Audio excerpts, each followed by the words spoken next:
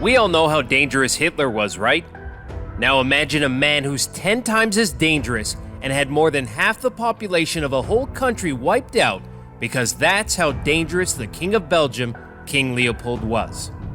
Keep watching as we uncover the untold story of the most dangerous man in history on History 101.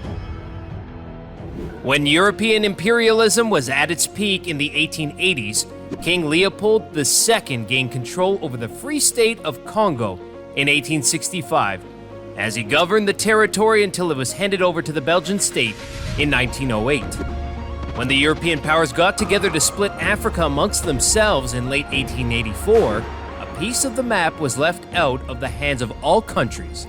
Then it was decided that the colony was to be handed over to King Leopold. But here's the catch. Leopold practically owned the Congo, and no one else could interfere in whatever decisions that he made. Why? Well, because the Congo wasn't a Belgian colony. It belonged to Leopold, and he was the only person in the world to have his personal colony. So why was King Leopold II the most dangerous man in history? Well, with that kind of control he had over the Congo and its population, it's no surprise that Leopold showed himself as the cruel leader that he is now known to be. During the 25 years that the Congo Free State was ruled by Leopold, the Colonial Project set a new standard for cruelty, which was far more terrible than what the other imperial forces of Europe had ever done. He really had no sympathy for the people under his rule, which is why during his time, the population of the Congo fell to just 10 million. And the other 10 million had just disappeared, meaning that they were most likely dead as a result of Leopold's atrocities. The Belgian king started off by claiming that he would end slavery in Africa, but what he really did was make alliances with local powers and slave traders who would help Leopold in exploiting the people and resources of the Congo in the most destructive way possible. On his orders, Leopold's governors forced native Congolese into all kinds of labor, even going as far as to force them underground into the mines where they would often die working under harsh conditions. But that wasn't enough for Leopold. He wanted to do everything he could to expand his kingdom. So, he started off by stripping the entire region of the Congo of its natural resources. He started passing orders for elephants to be killed to boost ivory trade, bringing in more gold for him. Now, there was no shortage of elephants in the Congo before Leopold, but the cruel tyrant practically wiped out their entire ecosystem from the region. Leopold also wanted rubber to be a main cash crop for the Congo. To do this, he would routinely drive villagers out of their homes to make room for plantations.